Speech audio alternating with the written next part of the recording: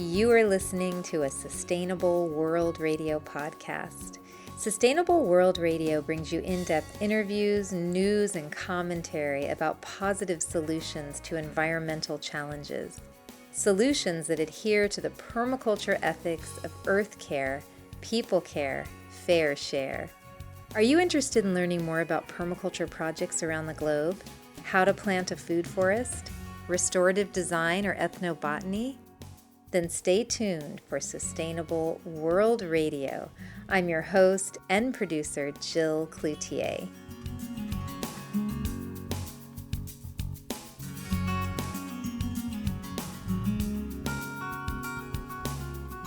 My guest today is Sanjana Krishnan, co-founder of Beejvan, a farmer-led community-based organization and 2-acre demonstration farm located in Karjat, Maharashtra, India. Beejvan recently was honored with the Lush Spring Prize for Intentional Projects. This episode is the first in a series of interviews with Lush Prize winners.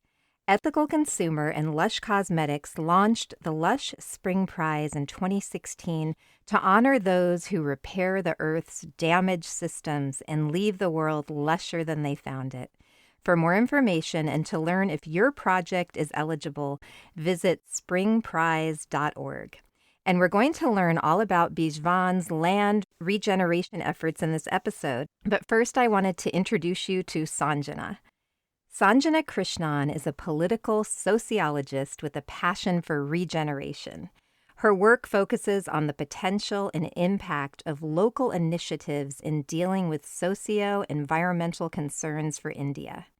Sanjana is the co-founder of the Beejvan Biodiversity and Collaborative Research Foundation.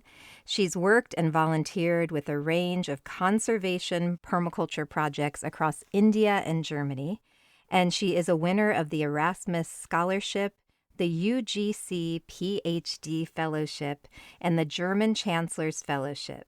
Sanjana has a master's in rural development and a PhD in political science. Welcome to the show, Sanjana. Thank you, Jill. The honor is mine. Well, I'm so happy to meet you on Zoom, and I'm really excited about your project. It's so inspiring, and I wanted to chat about the beginning of Beejvan and what inspired you to start this massive project. I believe that you lived abroad, and then you returned to Karjat after 20 years to find areas that you loved as a child greatly degraded. I think the rivers had dried up, trees were gone, soils were depleted, and I think there was a huge decrease in quality of life for community members. Can you tell us how the idea or the seed for Beejvan emerged from this experience? So I left home when I was 18, and I lived all over India and abroad, and returned to this place that I had visited as a child named Karjat after 20 years. And when I came back after 20 years, the first time I saw it was in 1994, 95. And I fell in love with this place, and I wanted to revisit it when I was considering moving back to India and starting this passion project of conserving seed, soil, water. And what I saw in Karjat was absolutely mind-boggling. The mountains were no longer green. There were no rivers anymore. They had dried up. The trees had disappeared. The farmers weren't farming anymore. And I realized that there's this huge cycle where modern agricultural practices, deforestation, and concretization, impact of urbanization had led to massive crop failures, loss of groundwater, and human challenges, which included poverty, destitution, people not wanting to live in the villages anymore. And that's when I decided that this is where I'm going to set up my demonstration farm. And that's when Beejvan got its roots from. Wow. And so people can see a video of Beejvan at springprize.org/shortlisted/BEEJVAN. So they can actually see what we're talking about. But let's imagine that listeners are with you now at Beejvan. What would we see? Can you describe what it looks like now? And it sounds like it is a contrast, or beginning to be a contrast compared to what you found when you returned. Yes, so this little piece of abandoned land that I was able to afford Mm-hmm. was lying barren for, right now I know that at least 100 years. And right now we have hundreds of trees, thousands of trees planted in the last 1 month.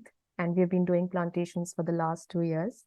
It's a small, slopey piece of land resting on the banks of uh, an annual river, which almost dries down by the end of summers. Right now it's monsoon, so everything is green everywhere. Everyone's cultivating across the riverbeds, and we have uh, plantations done across dense plantations done in the hope that it will rejuvenate the soil and also help raise water table of the village and the surrounding areas that we live in. Congratulations on planting so many trees and plants. Thank you. It's all possible because of Lush. I know the name Beejvan Mhm. has meaning to you, especially with your mission to popularize and normalize seed saving for all. So, can you tell us a bit about the name and why you chose it? And then, why is seed saving so important? Right. So Beej means seed in Hindi and as well as Marathi, Hmm. and one means forest. So the idea that I had in mind is that seeds form the essence, the core of life, and forests of spaces that help nourish us and help us thrive. So as a farming community, we decided that we need to promote the basic ideas of permaculture, of earth care, people care, and equal share for all, and seed conservation being the core of securing food, nutrition, and security for the food grower primarily. So we are building a healthy, resilient community using farmer-led approaches to farming and also documenting local indigenous knowledge for social, economic, cultural, and environmental regeneration. And Beejvan's primary stakeholders are farmers and tribal farmers whose uh, traditional wisdom, they're a storehouse, powerhouse of traditional wisdom.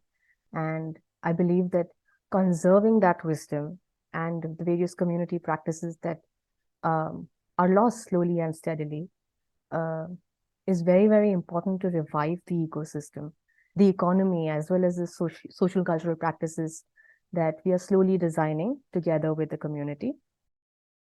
To conserve these traditional practices, seed saving, multi-cropping, all of them have immense potential, and to be able to deal with the challenges of severely marginalized communities who I live and work with, be it socially, politically, ecologically. Um, Seed saving is one of the forms of protests, in fact, that can actually help bring back traditional methods of conservation, which would help debt-ridden farmers not fall into the trap of buying GMO seeds, have their own banking system.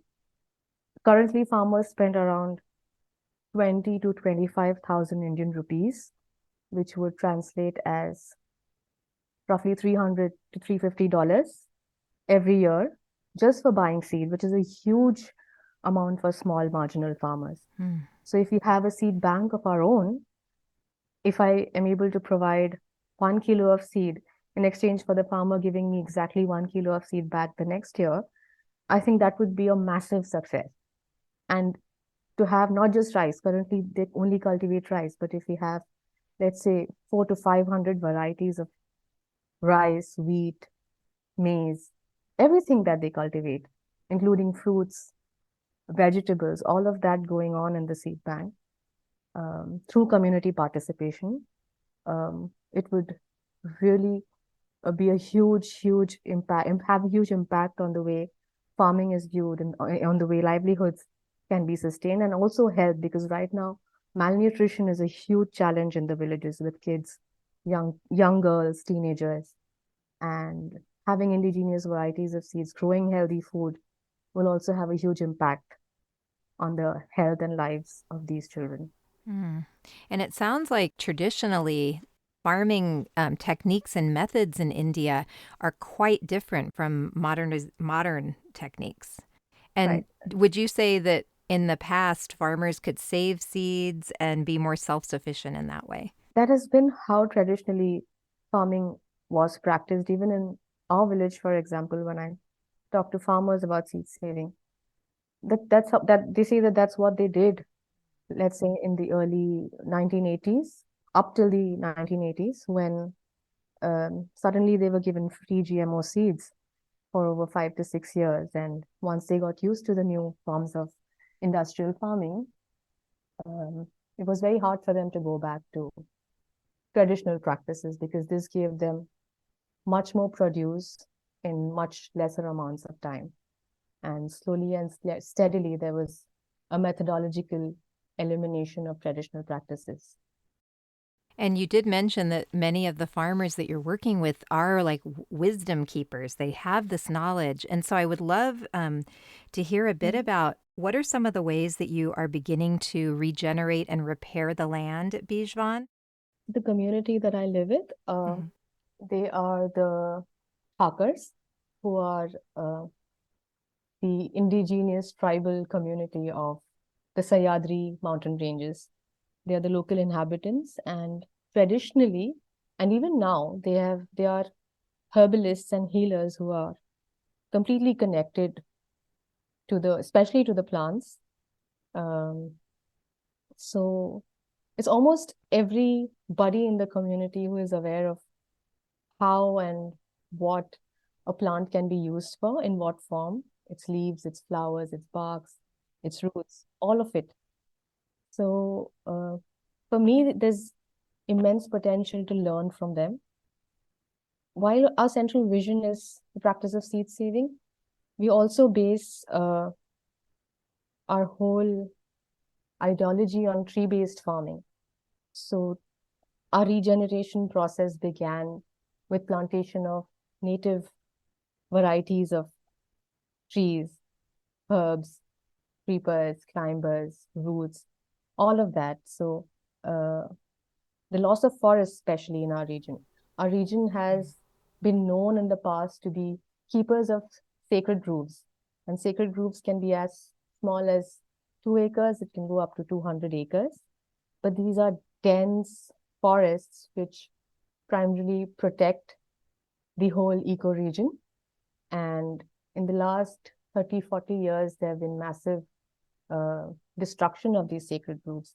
So one of my plans is in the next 5 to 7 years, rebuild one of these sacred groves in this demonstrate what I call demonstration farm, but it would be a longer process to make it into a forest.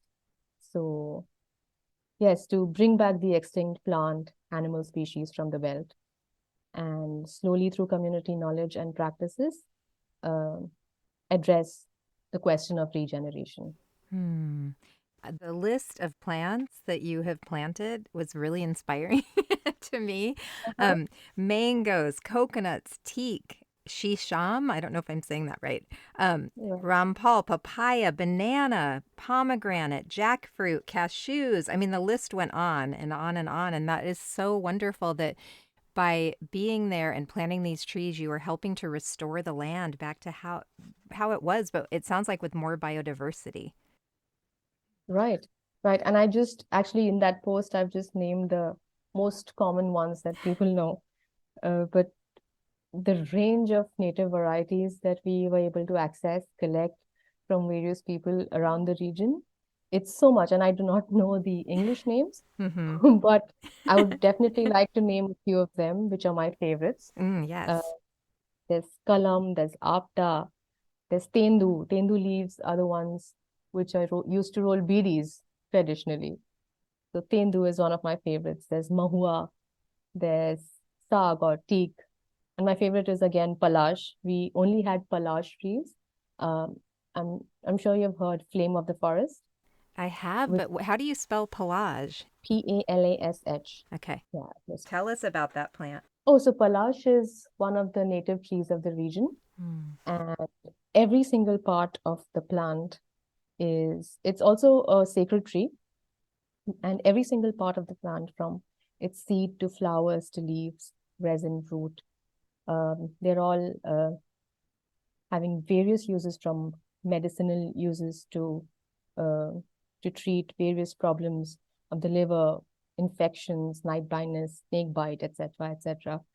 The seed has immense healing power. So the oil extracted from the seed is used to massage newborn babies, lactating mothers, for example. And the flowers are dried to make tea. Uh, so these are some of the very few benefits that the Palash has. And it's evergreen. Oh my gosh. So all through the year, you have a green cover. I'm curious how you have connected with farmers and local residents and gotten them involved with Beejvan. And how have you gained their trust? Because it sounds like the GMO crops have higher yields. And how are you, as someone coming in from the outside, kind of from the outside, how have you gained the trust of and collaborated with local farmers and residents? That's a fantastic question, Jill, and I'm so glad you asked this.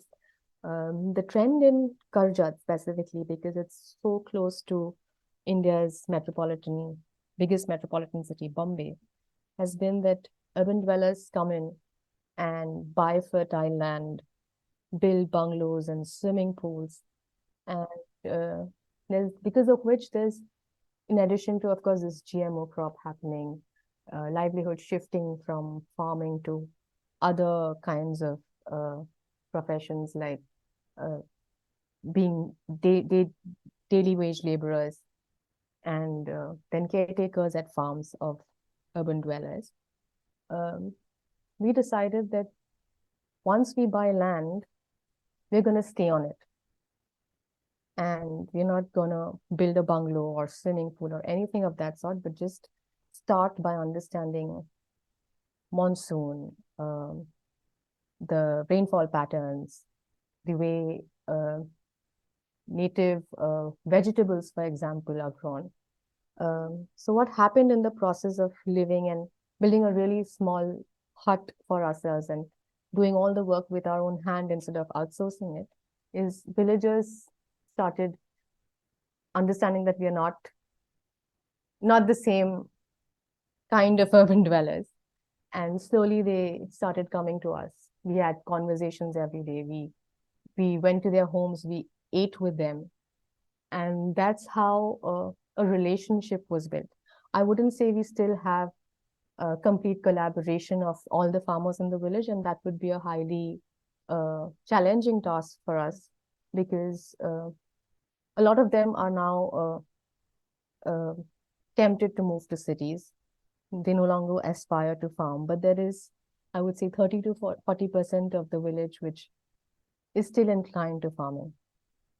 So I'm working with that 30 to 40% on a daily basis. For instance, my daughter, who's 4 years old, and this is a parameter for me to understand how I'm bonding with the community. My daughter, who's 4 years old, is completely accepted as a part of the village. She can walk into any home, dine with anybody. All the kids from the village come in every day to the farm to play, to learn. And learning can be anything. It could be learning English, for example, or learning to do an activity together, creating absolutely new games every day. And it's so mesmerizing to watch them create together.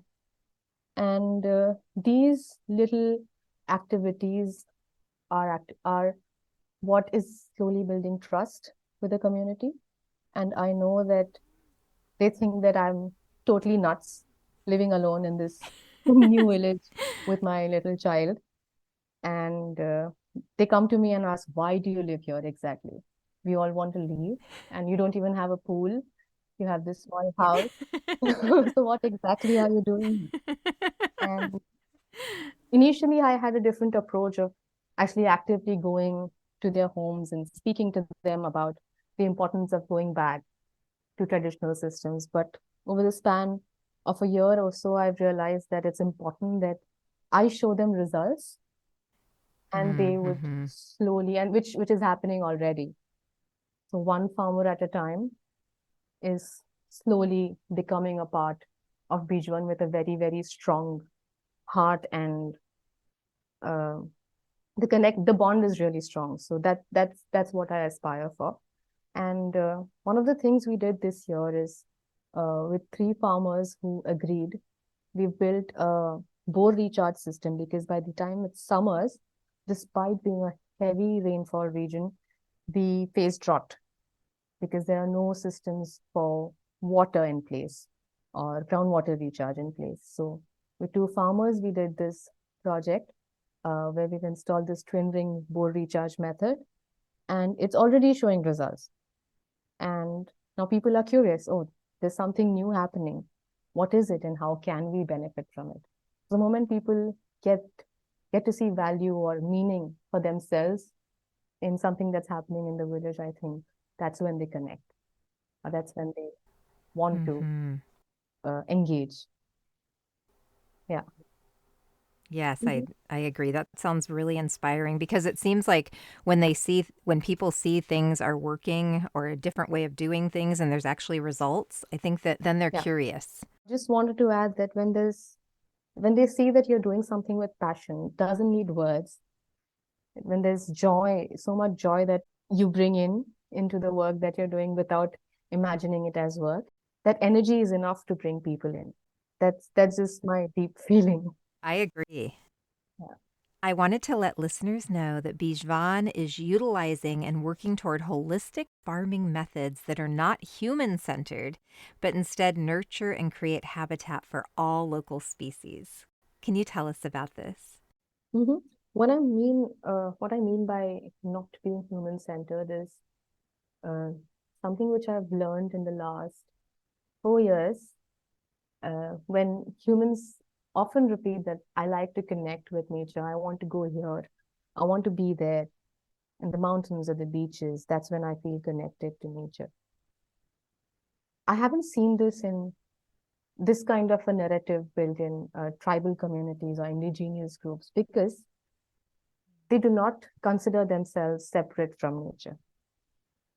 And that has been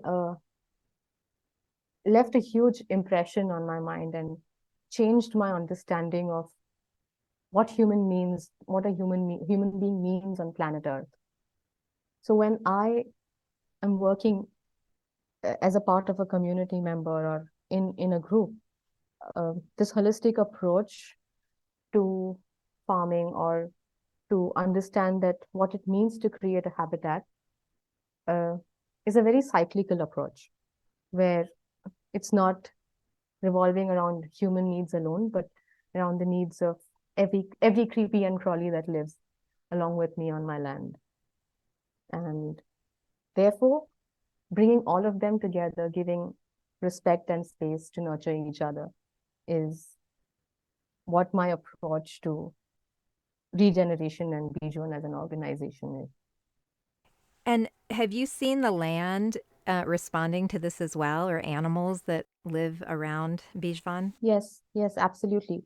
So this year we planted around 2,000 slips of vetiver.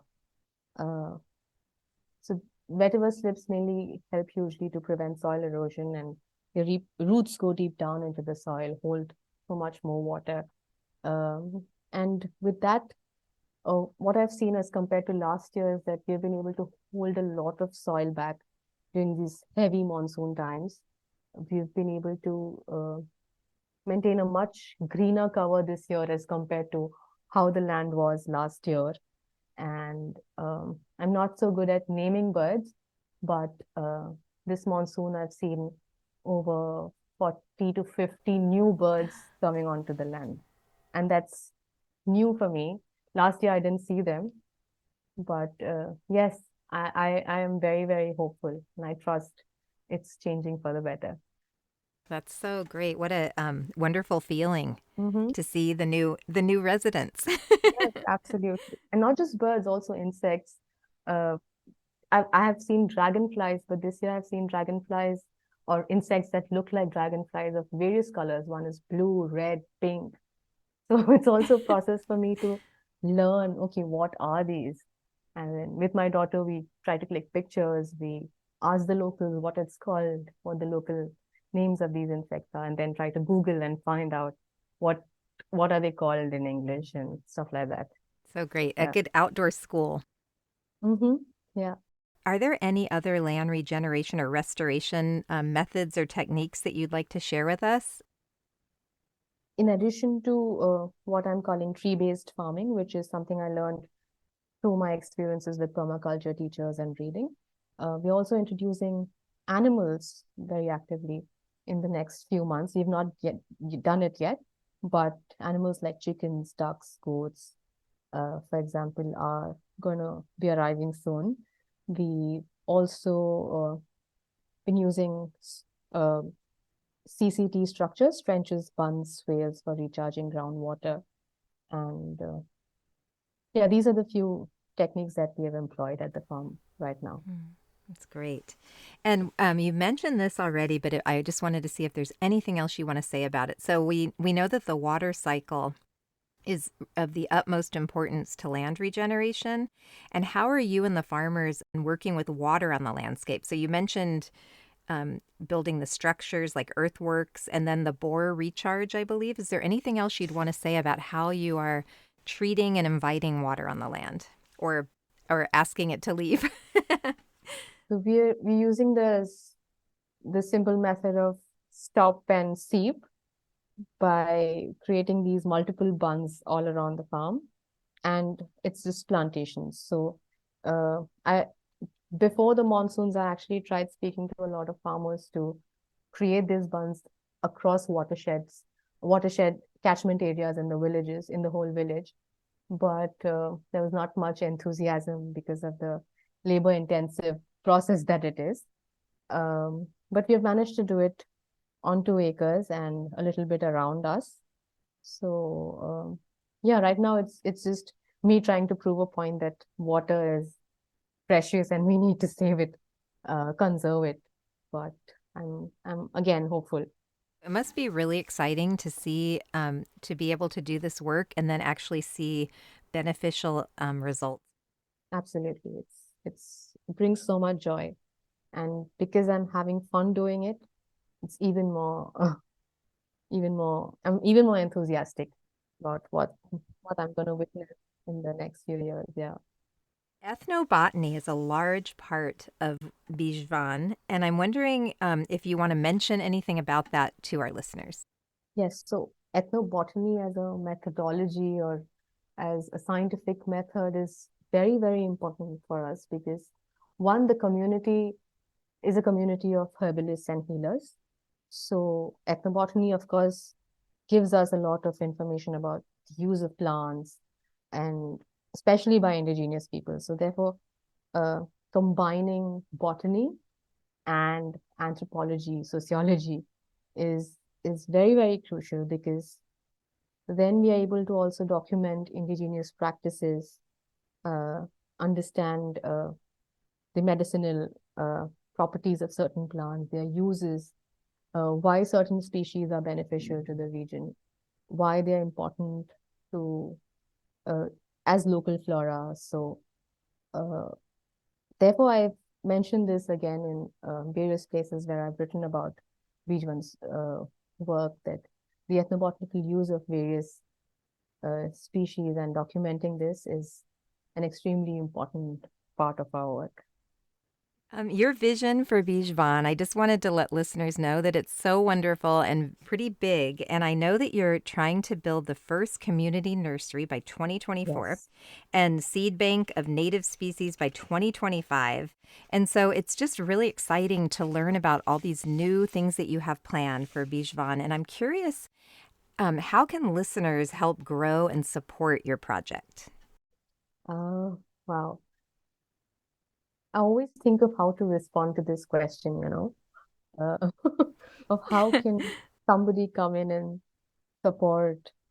And I'm always lost because there's so much to do. Even if I worked 24 by 7 for 365 days in a year, I know that the work's not going to end.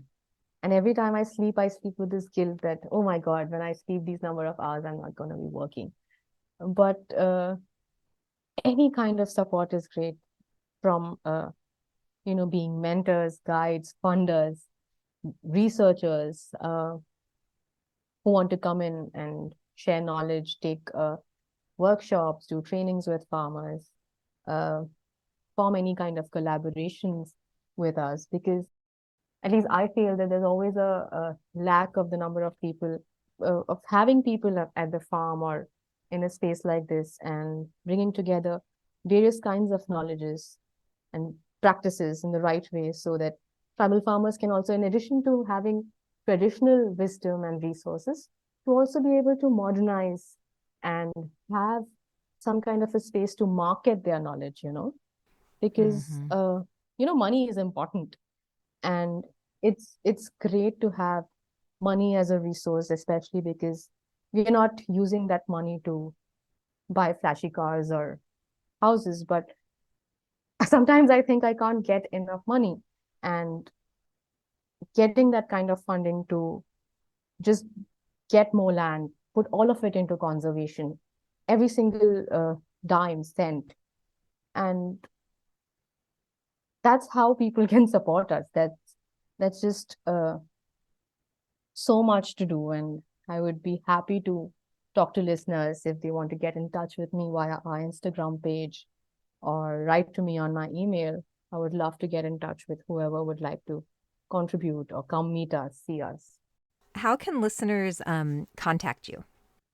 Mm-hmm. They can write to me on our Instagram page, which is at Beejvan, Beejvan, or get in touch via email at Beejvan, Beejvana at gmail.com. Great. And I will share that in the show notes as well. Thank you, Jay. So it sounds like you would need support, mentors, guides, funders, just any way that people can support this project moving Absolutely. forward. Yes. And trainings as well. Mhm. And so, do you believe, Sanjana, that Beejvan is replicable? Do you think it could be a model for other land, villages, and communities around the world that are suffering from drought, climate change, loss of agency? Oh, absolutely. Absolutely. I think Beejvan itself, I wouldn't take credit for it to be an original idea. Hmm. There are people all over the world doing absolutely fantastic work. And Beejvan is just one of the many little projects which has come up in the last 2 years. And the foundation of which is, of course, regeneration. So any of these principles that people want to replicate, I think would do great to their ecosystem, depending on their context and where they are from. Mm-hmm. And do you have any message for listeners who may be like living in a place that where the soil is degraded and climate change is affecting them? Is there anything you'd like to tell them about successful positive change in land and community regeneration and repair? Do your bit wherever you are, and there's absolutely, each one has their own path. What I chose is to leave my life and job and everything in the city and go out and experiment with soil and do my little bit for the environment and for the society. But irrespective of where you live, what you do, I think we're all extremely capable. We've talked a bit about some of the challenges that you faced in getting Beejvan started, but do you want to share any other challenges that you've had? Yes, absolutely. So, uh, some of the challenges that I had and continue to have is actually with our primary stakeholders, which are farmers, to convince them to conserve the practice of seed saving is actually the main challenge. To ask them to start multi-cropping, even if they're taking just one crop during monsoon, which is rice for self-consumption, but to convince them to go back to growing their traditional millets along with rice, and to be able to show them that a potential income is possible with farming, and to be able to show them that your land is your asset, so please do not sell them. Demonstrating this system of livelihood uh, for small marginal farmers is a huge challenge. Um, so right now, we are of course also facing a lot of deforestation all around us. The mountains are being quarried, which is, I think, primarily one of the reasons why we're also facing drought-like situations during summers. Um, and of course, red tapeism, local level corruptions, and difficulty in dealing with government and non-governmental actors when we're actually wanting to bring about something uh, positive for society and the environment. These are all cumulatively, they are a lot to deal with, and then sometimes you get far stretched out in this whole process. So also having that emotional stability to be focused, of course, that's what drives you eventually, your passion and your focus to do what you got to do. But these are some of the challenges that I face on a daily basis. Those are big challenges. I know that social regeneration is key to Beejvan's success. Can you tell us just a bit about that? Yes, by social regeneration, we basically mean uh, reviving, again, going back to the earlier point of reviving community practices with the sole aim to put an end to exploitation of small marginal tribal farmers who are already distressed.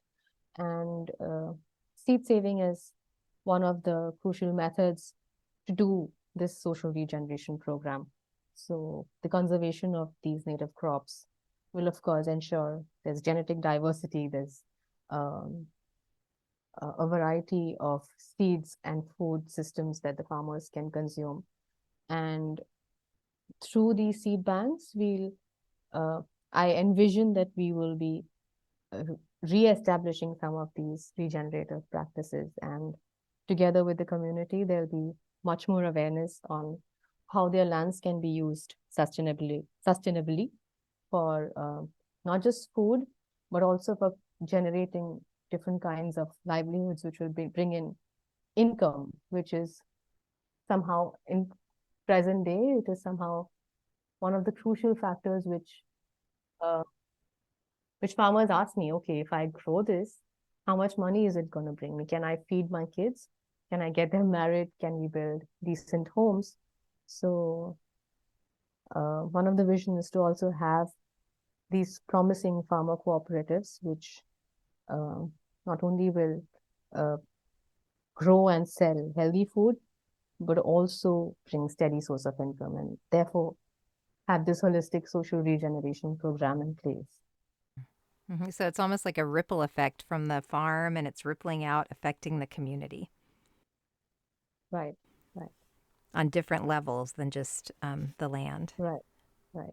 Because even though the core is conservation, uh, there's also these aspects of society, economy, ecology that comes in. And it's only when it's triangulated that way that you see overall change happening for the good. Yeah, Yes, exactly. We can't just focus on one aspect of it. right. So, Sanjan, I'm curious. You've mentioned many of these in the interview, but I'm wondering what's one of your biggest wins where you felt very proud of yourself and Beejvan. What comes to my mind right now is, because we are connected because of Lush, it would be winning the Lush Spring Prize Intentional Award this year. And that is a huge honor. And I hope that some listeners who are tuning in right now will be inspired to enter their projects into consideration for that prize. Oh, absolutely. Anybody who's working on social and environmental regeneration should apply to Lush, whether one wins or not. I think the whole process of filling up the form for Lush itself brought in so much clarity to me. And I think I filled in the form within an hour. I sent it to Lush and I forgot about it till the day they sent me a mail that I won. So, Amazing. How did that feel? oh, it felt, I felt special. I was like, okay, it's a good start. It's 1 year into doing this work, and that kind of acknowledgement, appreciation, and the money that Lush is going to give me, it's all going to go for some fantastic uses. So I felt absolutely proud of myself. Oh, And that's I'm so not wonderful. boasting, but I did. Yeah.